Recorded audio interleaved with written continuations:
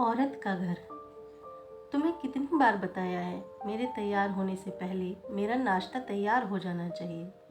शादी के 20 सालों बाद भी मुझे क्यों बार बार एक ही बात बतानी पड़ती है कविता। तुम्हें क्या है, तुम तो आराम से घर पर रहोगी, मुझे काम पर जाना पड़ता है। हर रोज दिमाग खराब करती हो। आज भी अमन का पारा चढ़ा हुआ था। इन कटु शब्दों में अपना गुस्सा उतारते हुए, गीला तौलिया फर्श पर फेंकते हुए अमन गुस्से से कविता की तरफ देखने लगा। कविता के लिए अमन का यह बेवजह का गुस्सा कोई नई बात नहीं थी। वह महीने में 2-4 बार ऐसे ही कविता पर बरस पड़ता था। पहले पहले कविता उसका विरोध किया करती थी, लेकिन जब कई सालों तक अमन में कोई बदलाव नहीं दिखा तो कविता ने खुद को ही बदल दिया। अमन की हर बात वो चुपचाप सिर नीचे झुकाए सुन लेती थी।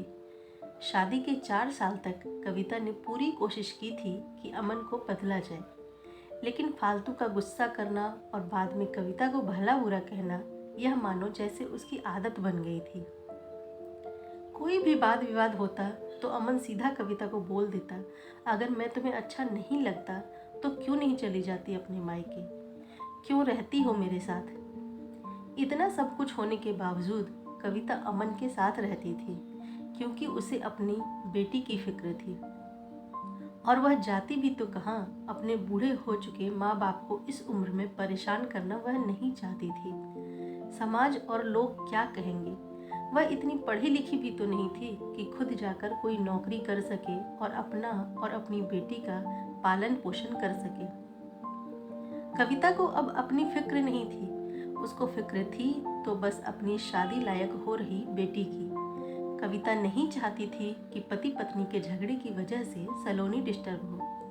सलोनी की पढ़ाई पूरी हो चुकी थी, उसके लिए अब शादी के रिश्ते आने लगे थे। कई रिश्तों को सलोनी ठुकरा चुकी थी। 2-3 महीने बाद एक अच्छा रिश्ता आया। रिश्तेदारों और पहचान के लोगों ने भी लड़के के बहुत गुणगान किए थे। अमन एक शाम अपनी बेटी के पास बैठकर उसे बताने लगा, सलोनी बहुत अच्छा लड़का है, पढ़ा लिखा है, बड़ा घर है, बहुत अच्छी नौकरी है। ऐसे रिश्ते बार बार नहीं आते बेटा, इस बार मना मत करना। सलोनी अपने पिता से ज़्यादा बात नहीं करती थी, शायद डरती थी या शायद नफरत करती थी, लेकिन आज वो अपनी पूरी हिम्मत इकट्ठा कर बोली, मुझे अभी शादी नहीं करनी है पापा, मैं नौकरी करना चाहती हूँ, खुद अपने पैरों पर खड़ी होना चाहती हूँ। हाँ तो उसमें क्या बड़ी बात है, मैंने लड़के से बात की है, वह तुम्हें किसी बात के लिए नहीं रोकेगा, तुम शादी के बाद भी नौकरी कर सकती हो, वह तुम्हें नौकरी के लिए परमिशन दे देगा। अमन बोला, मेरा नौकरी करना या ना करना उसकी परमिशन पर क्यों डिपेंड रहेगा पापा। सलोनी ने पूछा, मैं कह रहा हूँ ना, तुम्हें किसी भी चीज़ की कमी नहीं होगी वहाँ। ऐसे रिश्ते बार बार नहीं आते, इसे ठुकराओ मत, बहुत खुश रहोगी तुम वहाँ। अमन बोला, पापा क्या मैं उतनी ही खुश रहूंगी जितनी मम्मी इस घर में खुश है। सलोनी ने तंज कसते हुए कहा, आज तुम्हारी जबान कुछ ज्यादा नहीं चल रही। अमन गुस्से से आंखें बड़ी करते हुए बोला, पापा मुझे शादी ही नहीं करनी है, क्योंकि शादी के बाद अगर वह लड़का आपके जैसा निकला तो मैं क्या करूंगी। मुझे आपके जैसा जीवन साथी नहीं चाहिए, जो बिना बात के मुझ पर हमेशा चिल्लाए। मुझे कुछ भी अपनी पसंद का लेना हो तो 10 बार सोचना पड़े, कहीं वह नाराज ना हो जाए। मेरी तबीयत कैसी भी हो उसे परवाह ना हो। रोटी थोड़ी सी मोटी बन जाए तो घर सर पर उठा ले, उसकी चेकबुक ना मिले तो भी मेरा ही दोष निकाले और हर छोटी मोटी बात पर मुझे मायके जाने के लिए कहे। सलोनी ने अपना दिल खाली करते हुए पापा से सब कह दिया। अमन का गुस्सा 7वें आसमान पर था, लेकिन उसके मुंह से एक भी शब्द नहीं फूट रहा था। वो सलोनी की बातें सुन रहा था। सलोनी उतना ही बोलकर चुप नहीं हुई।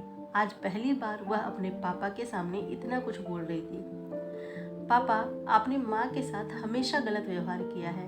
आप अपने ऑफिस का गुस्सा बिना सोचे समझे माँ पर उतार देते हैं। कभी इस बात की परवाह भी नहीं करते कि उन्हें कैसा लगता होगा। आपकी बातें सुन सुन माँ ने अपना स्वाभिमान खो दिया। अमन आज पहली बार अपने किए बर्तावों को महसूस कर पा रहा था। वो इतना ही बोल पाया, जो तुम्हारा मन है वो करो, मैं तो इतना बुरा हूं ना। सलोनी ने अमन का हाथ पकड़ा और बोली, पापा मुझे सिर्फ एक सवाल का जवाब दे दो। क्या आप चाहेंगे कि मेरा पति आपके जैसा हो? अगर आपका जवाब हाँ है तो कर दीजिए मेरा रिश्ता आज ही, और ना है तो मुझे आत्मनिर्भर बनने दीजिए। अमन कुछ भी न बोल पाया और वहां से चुपचाप बाहर चला गया। आज उसे कविता के सामने जाने में शर्म आ रही थी। चलते चलते उसकी आंखों से आंसू बह रहे थे। अमन ने आज से अपने आप को बदलने का निश्चय किया। अगले दिन से कविता ने अपने पति में काफी बदलाव देखा। वह सोचने लगी कि जो हिम्मत सलोनी ने दिखाई है, वह हिम्मत अगर मैं पहले ही दिखा देती तो शायद आज परिस्थिति कुछ और होती। अब सलोनी पढ़ लिख कर अच्छी नौकरी करने लगी थी और 2 साल बाद उसके लिए एक अच्छा रिश्ता आया। और उसकी विदाई पर अमन बोला, बेटा तू हमेशा खुश रहेगी क्योंकि तेरा पति तेरे बाप जैसा नहीं है। अमन की यह बात सुनकर कविता और सलोनी की आंखों से आंसू बहने लगे। दोस्तों, हमारे समाज में औरतों को भले ही देवी का दर्जा दिया जाता है, लेकिन वह स्वतंत्रता नहीं दी जाती जो उन्हें देनी चाहिए। उन्हें बचपन से ही बताया जाता है कि वह पराया धन है। स्कूल से आने में देर हो जाए तो पिटाई मिलती है, मोबाइल पर बातें करते हुए दिख जाए या खिड़की से झांकते हुए दिख जाए तो शक किया जाता है। माँ बाप का घर तुम्हारा नहीं है, पति का घर ही तुम्हारा है। जीवन भर यह बातें बता बता कर उन्हें ससुराल भेज दिया जाता है और एक दिन किसी छोटे मोटे झगड़े में ससुराल वालों से उन्हें सुनना पड़ता है कि इस घर को छोड़ दो और मायके चले जाओ। अब आप ही बताओ दोस्तों, ऐसी स्त्रियों का सच्चा घर कौन सा?